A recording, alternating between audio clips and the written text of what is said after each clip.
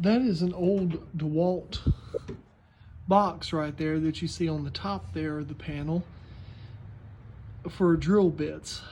I had bought that sucker years ago and wasn't really using it anymore. So I decided to repurpose it for right there, because that fuel tank doesn't give me enough room to put all the electronics that I needed underneath there now.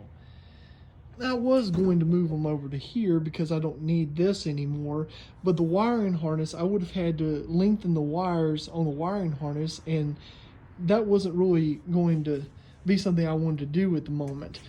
So to get the mower back in running, I repurposed that little DeWalt box to hold that, to give me a little space so I could put that new computer system in there. That top part, it drops down a little bit further, and there's already a bunch of computer set up that attaches to this wiring harness, the CPU and everything. So without getting into a lot of details, that was a decent option right there. Now, everything else was pretty much a bolt-on, except for, oh yeah, and the engine set right into the original Kohler bolt pattern, so that wasn't any trouble right there. Now, there is one thing. I had to wire in, the original brake switch did not work with the new wiring harness, and there was going to be a lot of modifications, and I always wanted to hide a little kill switch.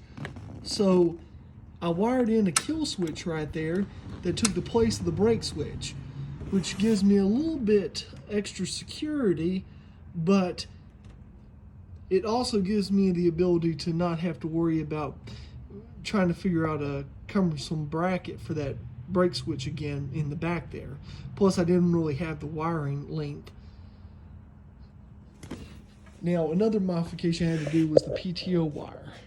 Had to cut off the old PTO the PTO connection off the other wiring harness and connect it in with and cut off the one that came with the X-Mark wire, and put some butt connectors up to that with heat shrink on there.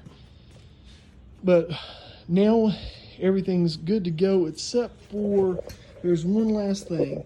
Got to go to a fabrication shop and there's not enough room here to stick the bumper on, so I'm gonna need to get some plates that'll give me about 6 inches here, or I think actually it's 4 inches when I measured it, but to give me about 4 inches extra right here, I'm just gonna get some extension plates for the bumper so I can put that nice Cub canary yellow bumper back on that hugs the back end. But other than that, everything is good to go, and getting everything connected up. Putting this panel right here back on now that I've gotten the wiring straightened out. But if y'all want to ask me anything about this, just hit me up. But so far, this has been a little modification to the Cub Cadet LZ Tank 2012. Y'all have a good one.